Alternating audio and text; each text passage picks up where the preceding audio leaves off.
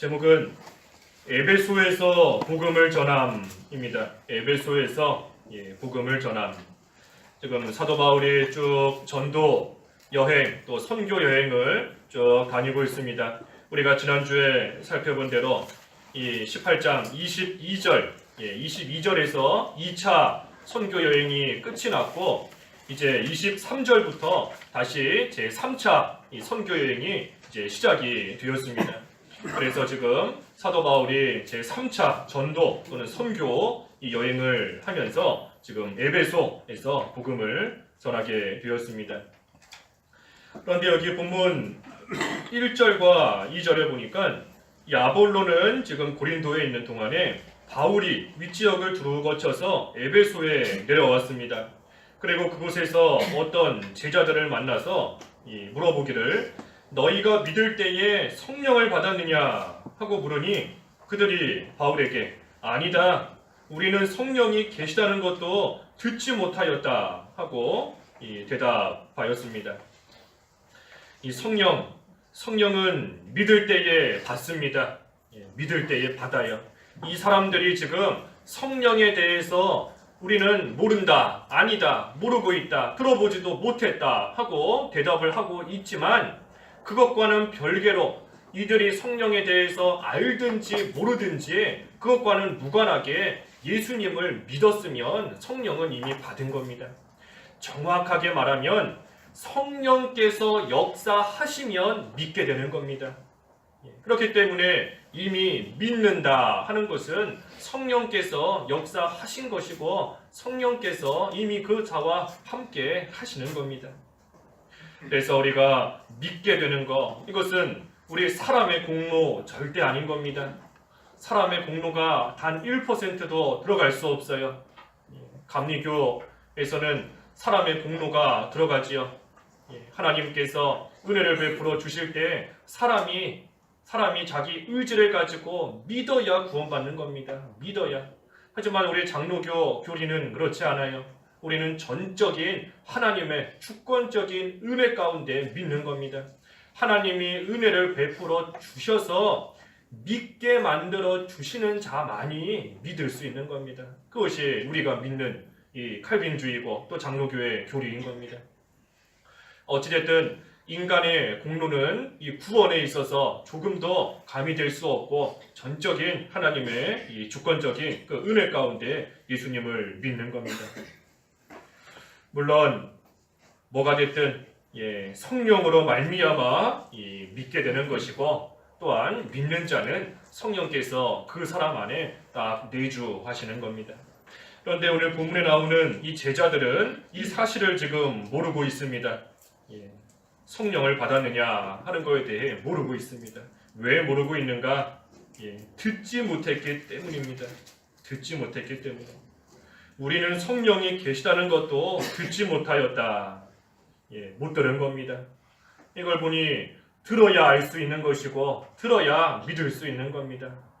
듣지 못하면 알 수 없고 듣지 못하면 믿음이 생길 수가 없습니다. 믿음은 들음에서 난다 그랬는데 아무것도 알지 못하는 상태에서 그저 믿는다 할 수 없는 겁니다. 믿음의 내용이 빠져 있는데 뭘 믿는 거겠어요? 말씀을 들어야 그 말씀을 믿는 겁니다.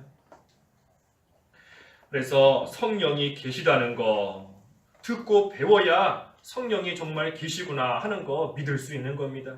성령께서 역사하시고 믿는 자와 함께 하신다는 거 들어서 배워야 알고 또한 믿을 수 있는 겁니다. 성령이 우리를 진리 가운데로 인도하신다는 것도 듣고 배워야 아는 것이고 그래야 또한 믿고 믿으니 그 성령께 우리를 진리로 인도해달라 하며 구할 수 있는 겁니다.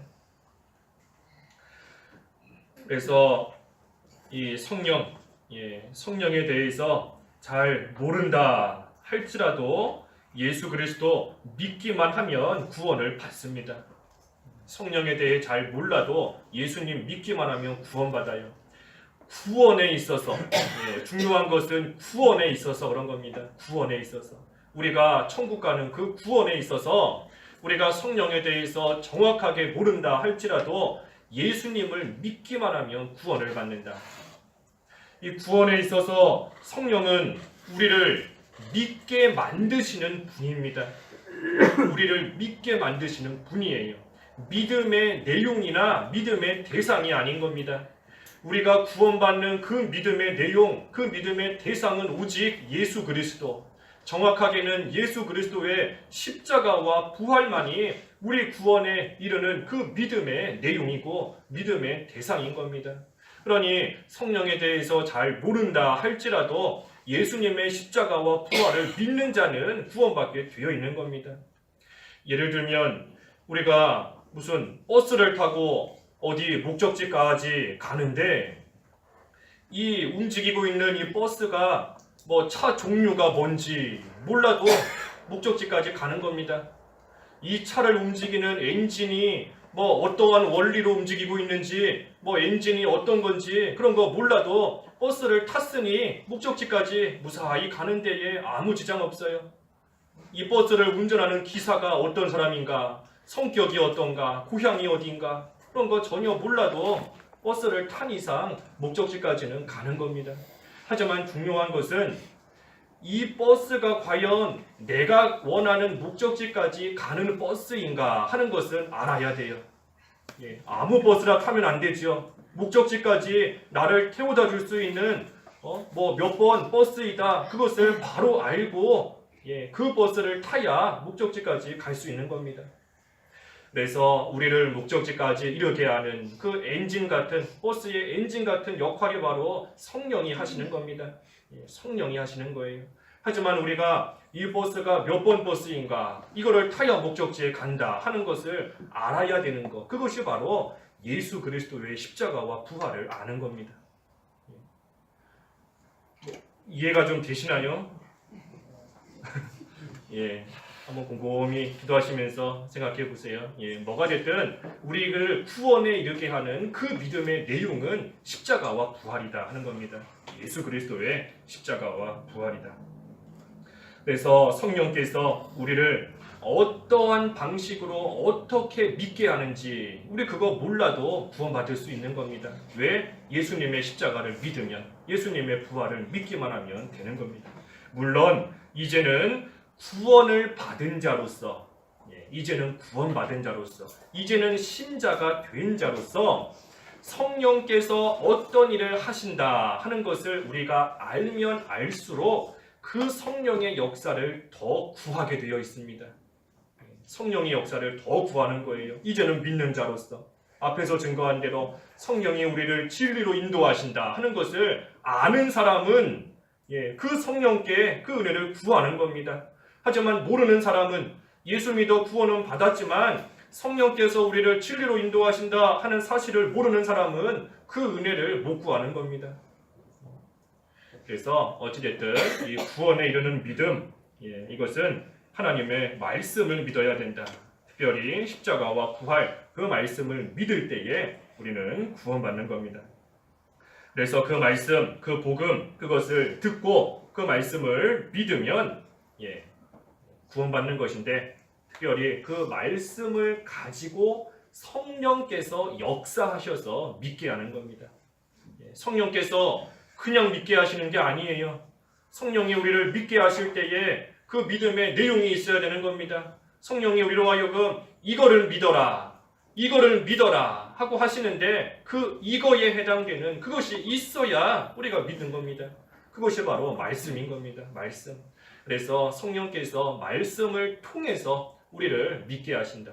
또 말씀을 믿게 하시는 겁니다. 말씀을 믿게 하시는 것. 그것이 성령이 하시는 일인 겁니다.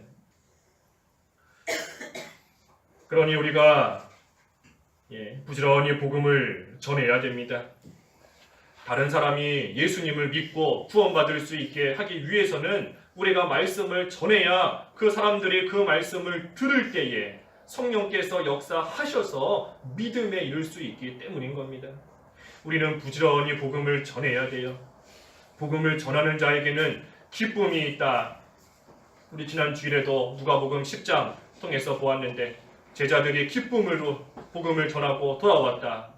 또 우리 아까 부른 그 찬송가 260장에도 울며 씨를 뿌리는 자는 기쁨으로 단을 거두리로다.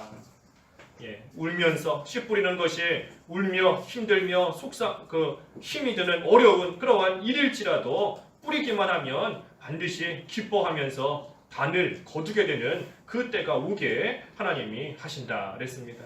그러니 우리는 복음을 열심히 전해야 돼요.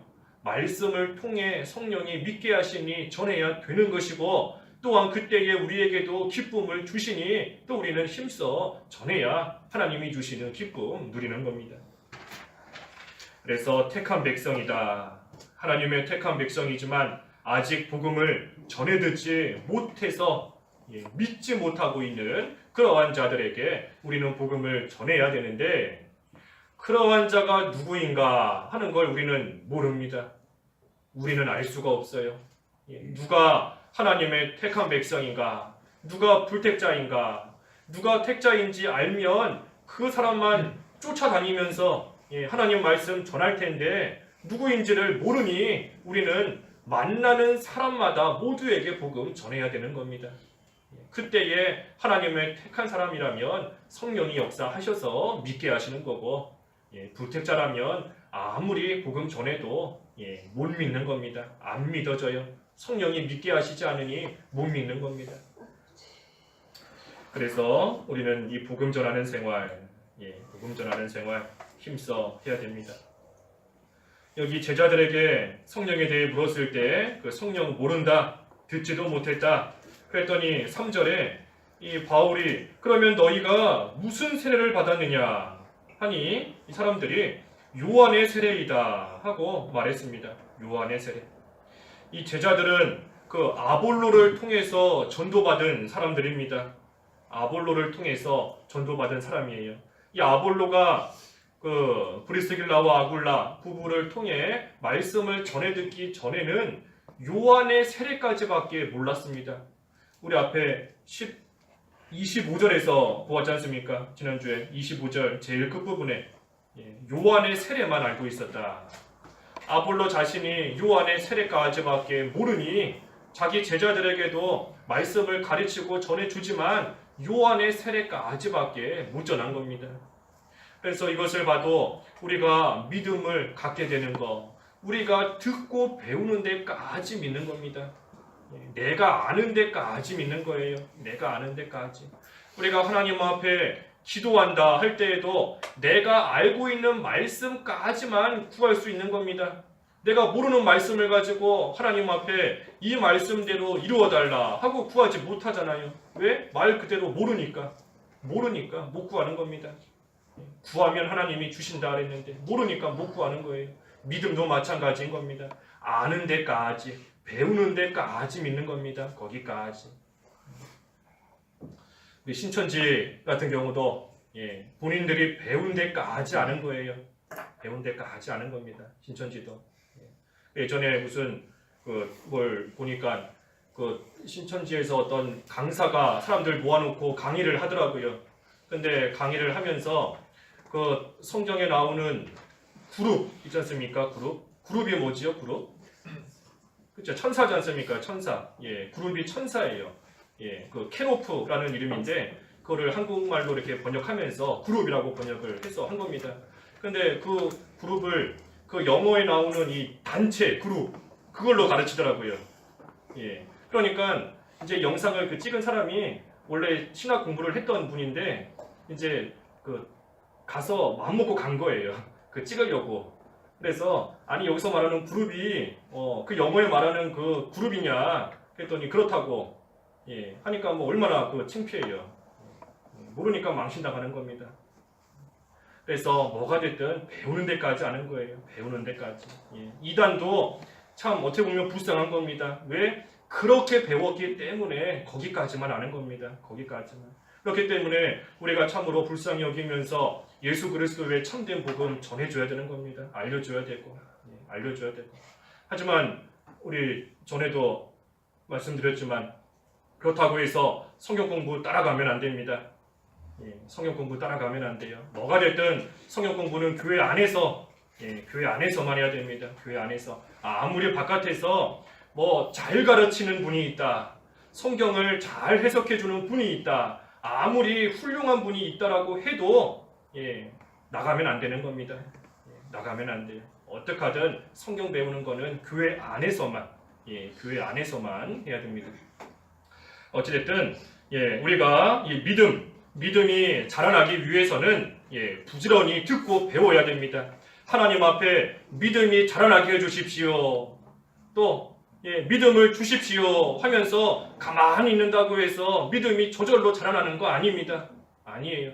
믿음이 자라나기를 원하면 그만큼 하나님 말씀 읽어야 되고 그 말씀 들어야 되고 그 말씀 배워야 되는 겁니다. 그리고 그 말씀을 가지고 행해야 그만큼 말씀을 배우고 행한 만큼 그만큼 믿음이 조금씩 자라나고 그만큼 조금씩 성장해 나갈 수 있는 겁니다. 아무리 앉아서 기도하면서 믿음 달라, 하나님 믿음을 더해달라, 좀 자라나게 해달라 아무리 기도해도 잘 안 되는 겁니다. 안 돼요. 말씀이 같이 있어야 되는 겁니다. 하나님의 말씀. 그래서 이 제자들도 지금 요한의 세례까지만 배웠기 때문에 거기까지만 알고 있는 겁니다. 거기까지만. 이 4절과 5절에는 그래서 바울이 이제 그들에게 설명해 주었습니다. 요한이 세례를 주면서 말한 이 뒤에 오는 분을 믿으라 한 그분이 바로 예수님이시다. 그러자 이들이 이제 그 예수님에 대해서 제대로 바울을 통해 듣고 배운 겁니다. 그러니 이제 5절에 그들이 듣고 주 예수님의 이름으로 세례를 받았다. 그래서 잘 몰랐던 것을 이제는 듣고 온전히 알게 되고 그래서 그 믿음을 가지고 세례를 또한 받게 되었습니다. 세례, 이 표시로서 받는 것이 세례다 그랬죠. 표시로 받는 겁니다. 표시. 하지만 세례의 의미가 꼭 표시만은 아닙니다. 표시로서 받는 거지만 그게 모든 의미는 아니에요. 이 세례라는 것은 우리가 몇 주 전에 볼 것처럼 은혜의 방편 가운데 하나입니다. 하나님이 우리에게 은혜를 주시는 그 방편 세 가지가 있는데 뭐였죠? 말씀과 기도와 성례. 그 성례 가운데 하나가 세례인 거죠. 세례. 그래서 세례는 하나님이 주시는 은혜의 방편인 겁니다. 그래서 세례를 받음으로써 예수님을 믿는 자로서 또한 죄 씻음을 받은 자로서 이제는 그에 합당한 온전한 자로 살고자 힘을 더 쓰게 되는 겁니다. 세례를 받음으로써 믿는 자로서의 더 이제는 내가 바로 살아야 되겠다 하며 하나님 앞에 힘을 쓰게 되는 겁니다. 그것이 세례를 통해서 하나님이 은혜를 주시는 겁니다. 우리가 믿는 생활 바로 해야 되겠다 하는 생각을 갖는 것도 하나님이 은혜인 겁니다. 하나님이 은혜 가운데 그런 생각도 그런 마음도 주셔야 돼요. 또 실제 그런 행동에까지 이르는 것도 하나님이 은혜를 주셔야 되는 겁니다. 그러니 세례를 받은 그 일을 통하여서 이제는 내가 기존과는 다르게 이제는 내가 세례받은 자로서 또한 무엇보다도 믿는 자로서 이제는 내가 바로 살아야 되겠다 하는 그러한 마음을 갖도록 힘을 쓰도록 하나님이 은혜를 주시는 겁니다. 그러니 세례가 은혜의 방편인 겁니다. 그래서 세례를 안 받아도 구원을 받는 데에는 전혀 지장이 없지만 하지만 세례를 받음으로써 신자로서 하나님의 은혜 가운데 더 깊이 들어갈 수 있는 겁니다. 하나님 은혜에 더 깊이 들어갈 수 있어요. 그러니 반대로 말하면 믿는 자에게만 이 세례의 효력이 나타나는 겁니다. 믿는 자에게만 효력이 나타나는 겁니다. 믿지 않는 자도 얼마든지 형식적으로는 세례 받을 수 있어요. 하지만 믿지 않으면 그 세례를 통해 주시는 그 은혜 가운데 못 들어가는 겁니다. 세례를 받아도 세례 받기 전이나 이후나 행동의 변화도 없고 말씀을 순종하는 것도 없고 기도하는 것도 없고 믿음 지키는 모습도 보이지 않는 겁니다. 왜? 세례를 받기는 받지만 믿음으로써 받지 않았기 때문에 그 은혜의 효력이 나타나지를 않는 겁니다. 그래서 세례, 구원과는 무관하지만 하지만 그 세례를 통해 하나님의 은혜, 특별히 믿는 자가 하나님의 은혜 가운데 깊이 참여하는 그러한 또 계기가 되는 겁니다. 그러면 믿는 자에게 효력이 나타난다. 그랬는데 이 세례 얘기 나온 김에 그럼 유아 세례는 뭔가? 유아 이 어린애들은 뭐 믿음을 고백할 수도 없고 신앙을 고백할 수도 없고 무슨 교육을 받을 수도 없는데 우리가 어린 유아에게 이 세례를 주는 겁니다. 이 유아 세례의 의미가 뭔가? 그것은 이 아이를 하나님의 은혜에 맡깁니다 하는 의미로서 받는 겁니다. 세례가 은혜의 방편이기 때문에 부모가 이 아이를 하나님의 그 은혜에 맡깁니다. 하나님께서 은혜를 이 아이에게 내려주십시오 하는 의미로서 유아 세례를 받는 겁니다. 그러니 부모는 하나님의 은혜를 구하면서 유아 세례를 받는 겁니다. 다시 말하면 하나님의 은혜가 이 아이에게 임하기를 바라면서 하나님이 이 아이에게 은혜 베풀어 주시기를 원하면서 이 유아 세례를 받는 겁니다. 또한 하나님 앞에 다짐하면서 받는 겁니다. 무슨 다짐인가? 이 아이를 하나님의 사람으로 키우겠습니다 하는 그러한 다짐, 또 하나님 앞에서 믿음으로 잘 부모된 자가 책임지고 이 아이를 믿음으로 기르겠습니다 하는 그러한 약속을 하나님 앞에 하면서 유아 세례를 받는 겁니다. 우리 오늘은 유아 세례를 받는 사람들은 없지만 우리 부모님들 입장에서 생각해 보셔야 됩니다. 내가 우리 아이가 어릴 때 유아 세례 받게 했는데 내가 과연 그 아이를 유아 세례의 의미에 맞게끔 하나님 앞에서 믿음으로 내가 부모의 책임을 가지고 과연 지금까지 길렀는가? 하나님의 은혜를 구하면서 하나님이 이 아이에게 은혜 베풀어 주시기를 바라면서 유아 세례를 받은 건데 과연 내가 이 아이에게 하나님의 은혜가 임하기를 간절히 바라고 있는가? 우리가 한번 잘 생각해 봐야 되는 겁니다. 유아 세례를 받게 한 그러한 부모라면 하나님 앞에 약속한 겁니다. 내가 부모로서 책임을 지고 하나님 앞에 믿음으로 하나님의 사람으로 이 아이를 기르겠습니다. 그러니 그 유아 세례는 부모 중에 한 사람만 믿어도 유아 세례 주는 겁니다. 한 사람만 믿어도 줘요. 하지만 둘 다 안 믿으면 유아 세례 못 주는 겁니다. 왜? 하나님 앞에 약속할 수가 없으니까. 하나님 앞에 다짐할 수가 없으니까. 안 믿는 부모에게는 유아 세례 못 주는 겁니다. 하지만 둘 중에 한 명이라도 믿으면 그 부모의 믿음을 우리가 보고 아이를 또 유아 세례 주는 겁니다. 그래서 어찌됐든 부모 입장에서는 하나님의 사람으로 기르겠다는 다짐과 약속을 가지고 유아 세례 주는 것이고, 아이 입장에서는 먼저는 믿음의 가정에서 태어나게 해주신 것 그 자체가 이미 복인 겁니다. 믿음의 가정에서 믿음의 부모를 통해 태어나게 해주신 것 그것이 은혜이고 복이고, 또한 하나님의 은혜 가운데 자라나게 하나님이 해주시는 겁니다. 유아 세례를 받는 그러한 자이고. 그래서 특별히 이 유아 세례 아무 교육도 받을 수 없고 아무것도 모르는 것 같은, 자기 입으로 나 예수님 믿습니다 하고 고백도 할 수 없는 그런 유아에게 세례를 준다 하는 것은 이 중요한 그 상징하는 것이 있습니다. 유아 세례가 뭐를 상징하는가? 그것은 하나님의 은혜가 우리의 공로와는 상관없이 주어진다 하는 것을 상징하는 겁니다.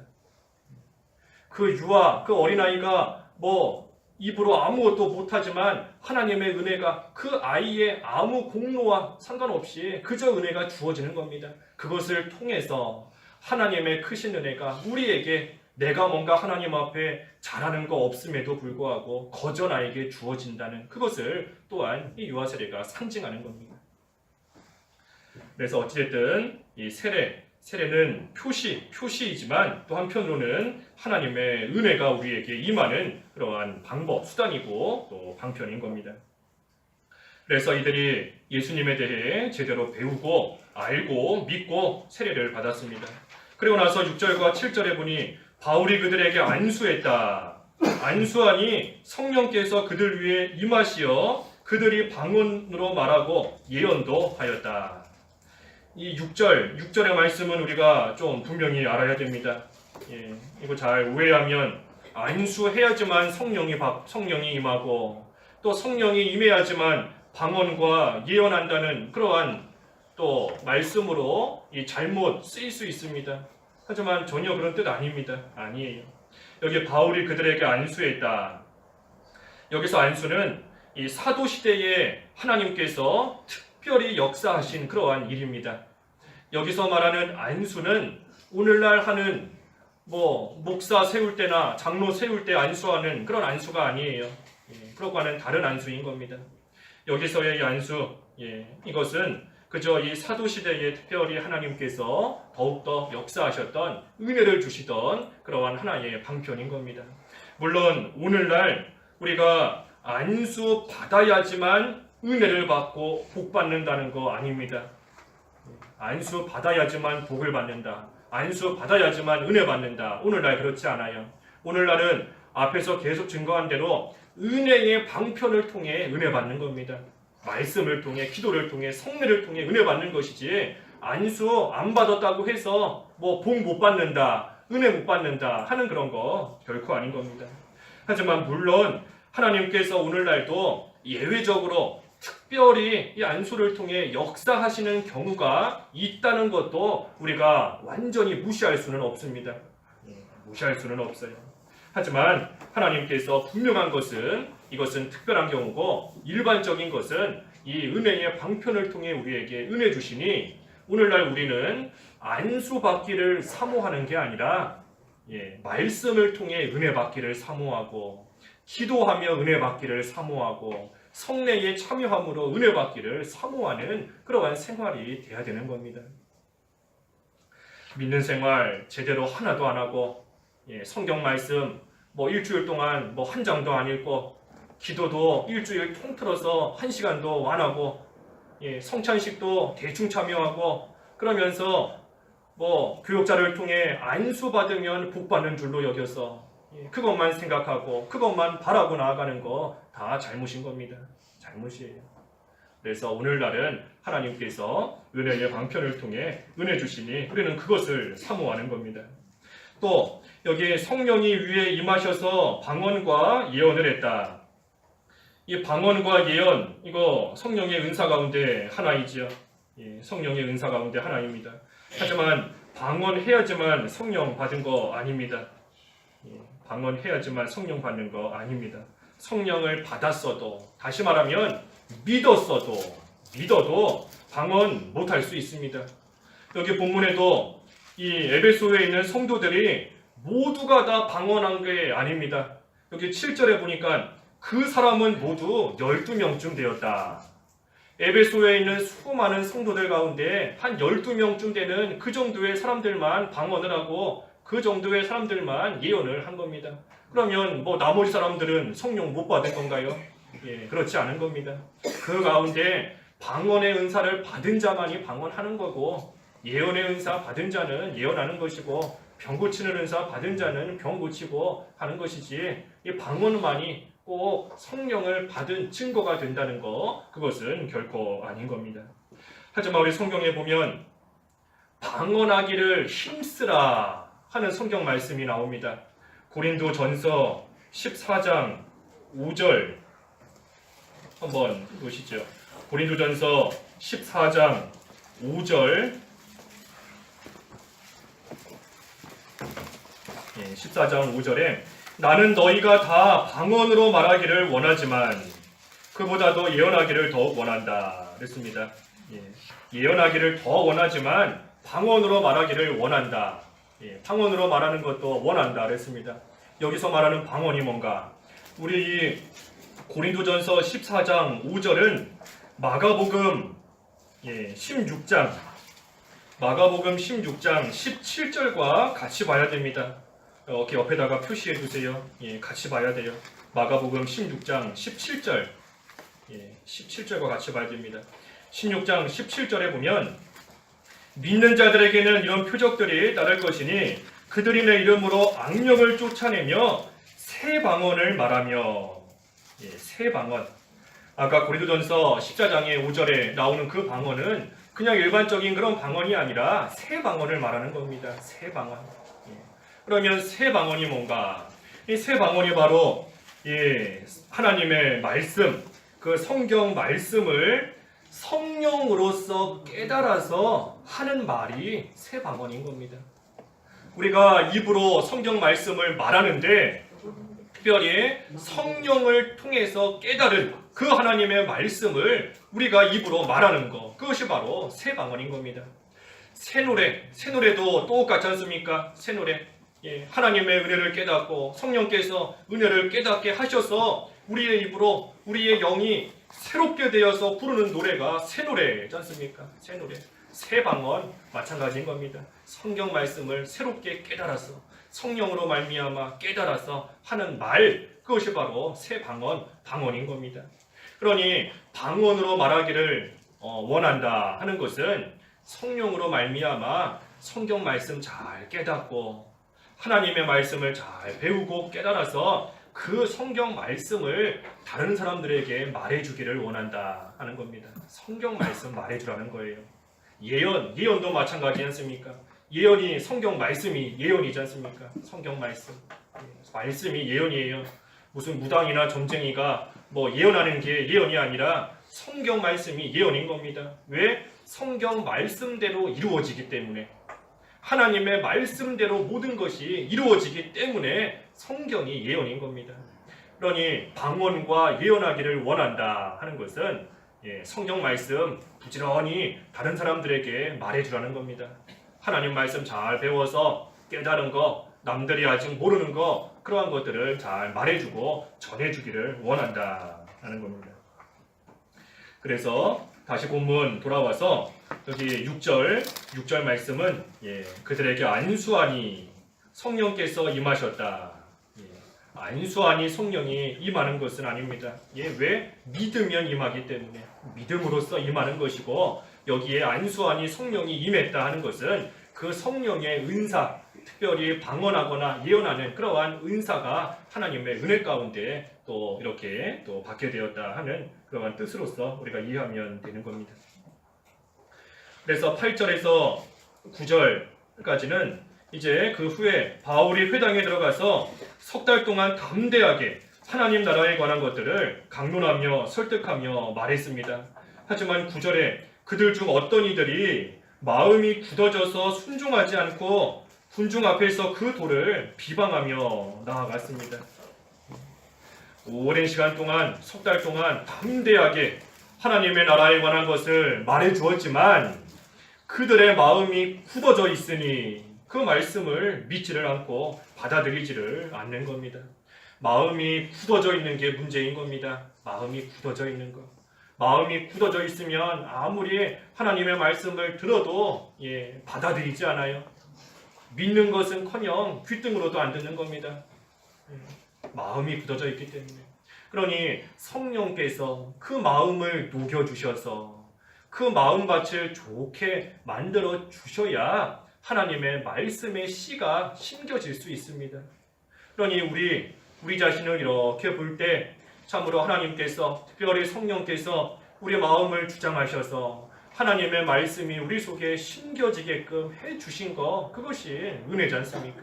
그게 은혜인 겁니다. 우리 마음도 돌같이 단단하게 굳어져 있었다면 우리 예수님 못 믿는 겁니다. 하나님 말씀 들어도 안 믿는 겁니다.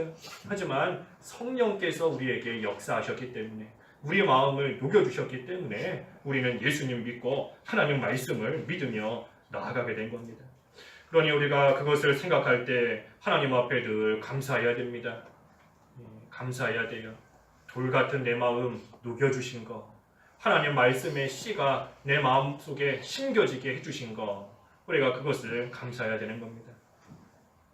특별히 여기 이 사람들이 군중 앞에서 그 돌을 비방하니 바울이 그들을 떠나 제자들을 따로 세우고 이 두란노 서원 그곳에 가서 날마다 강론했다 그랬습니다. 이 사람들이 비방하니 그들을 떠났습니다. 비방하는 자들을 다 떠나서 따로 갈라진 겁니다. 따로 갈라져서 복음을 듣기 원하는 그러한 자들 데리고 두란노 서원에서 그들에게 하나님의 말씀을 가르치며 나아갔습니다. 따로 갈라졌어요. 사도 바울이. 이 사람들이 하나님의 말씀을 받아들이지 않고 하나님의 말씀대로 나아가지 않고 또 그때에 자꾸 싸우게 되니 사도 바울이 자기의 말씀, 자기를 통해 주시는 하나님의 그 말씀을 듣기 원하는, 또한 하나님의 말씀대로 살기를 원하는 그러한 제자들과 함께 떠나서 이 두란노 서원으로 가서 또 그곳에서 제자들에게 말씀을 가르친 겁니다. 이 싸우지 않고 피차 갈라지는 거, 이것이 서로에게 유익된 겁니다. 서로 유익된 거예요. 만약에 그곳에서 비방하며 다투며 하는데 계속해서 머물러 있었다 하면 서로에게 유익되지 않고 믿는 생활 온전히 할 수 없는 겁니다. 그러니 사도 바울이 그것을 알고 제자들과 함께 그곳에서 나와서 따로 하나님의 말씀을 가르치고 듣고 배우며 믿는 생활을 하게 된 겁니다. 여기 중요한 것은 그 사람들이 군중 앞에서 그 돌을 비방했다. 돌을 비방했기 때문에 갈라선 겁니다. 돌을 비방했으니 갈라서게 된 겁니다. 사도 바울을 비방하지 않았어요. 바울을 비방했다고 해서 그것 때문에 갈라선 게 아니고, 사람들을 비방하고 사람들을 핍박했다라고 해서 그것 때문에 사도 바울이 따로 나온 게 아닌 겁니다. 돌을 비방했기 때문에, 하나님의 말씀을 비방했기 때문에 나온 겁니다. 말씀을 비방하고 말씀에서 어긋난 길로 가고 또 하나님의 영광을 가리기 때문에, 그렇기 때문에 이와 같이 행하게 된 겁니다. 그러니 우리가 오늘날도 육신적인 어려움이나 또 육신적인 비방이나 불편함이나 육체적인 한계나 그러한 것 때문에 교회를 떠나서는 안 됩니다.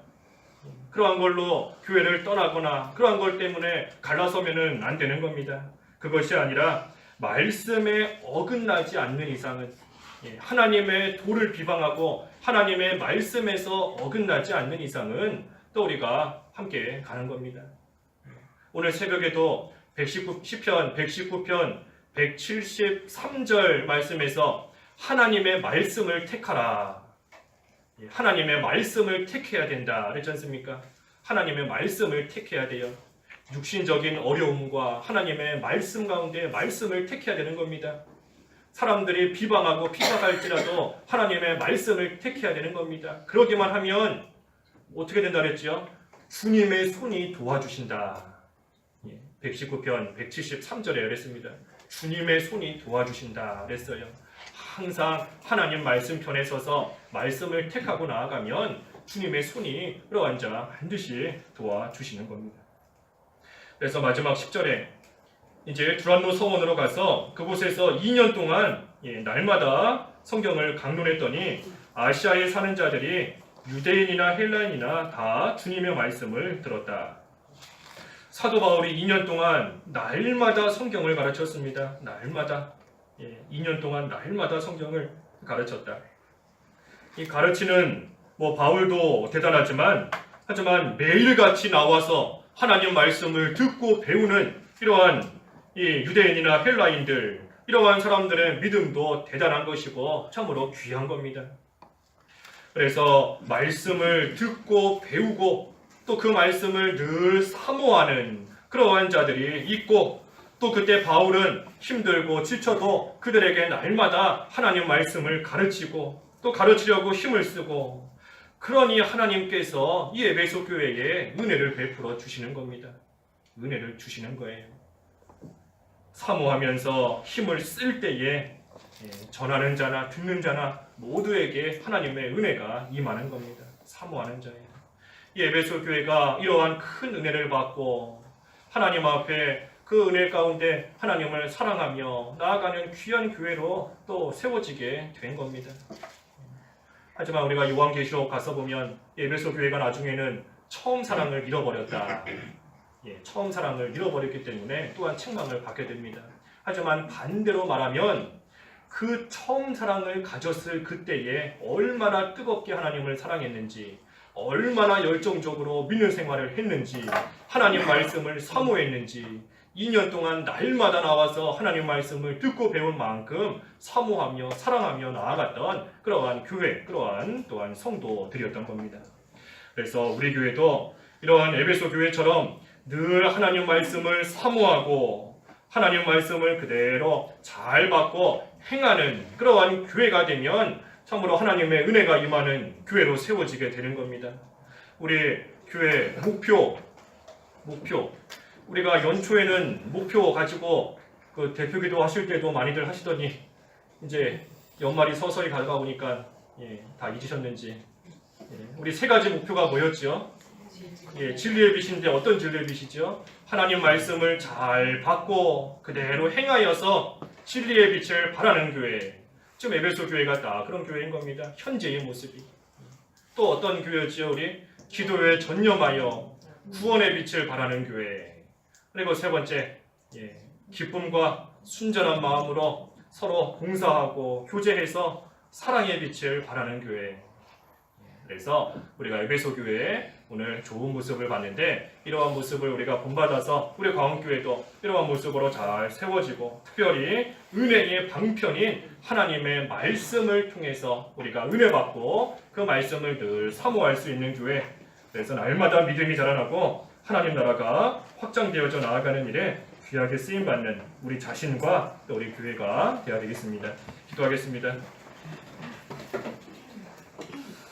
하나님 아버지, 사도 바울이 2년 동안 날마다 하나님의 말씀을 가르치고 또 그때의 에베소 교회 교인들은 또 그 말씀을 사모하며 늘 하나님 말씀을 듣고 배우며 나아갈 때에 하나님께서 에베소 교회에 은혜를 베풀어 주셨다 하였습니다. 하나님, 저희도 하나님 말씀을 늘 사모하게 하시고 그 말씀을 잘 듣고 배우고 읽고 그 말씀대로 행함으로써 진리의 빛을 발하게 하여 주시고 하나님이 주시는 은혜를 받아서 우리 자신의 구원을 잘 이루어가고 또 하나님 나라가 확장되어져 나아가는 그 일에 온전히 쓰임받을 수 있는 우리 광원교회가 될 수 있도록 하나님께서 은혜를 베풀어 주시옵소서. 예수님의 이름으로 기도하옵나이다. 아멘.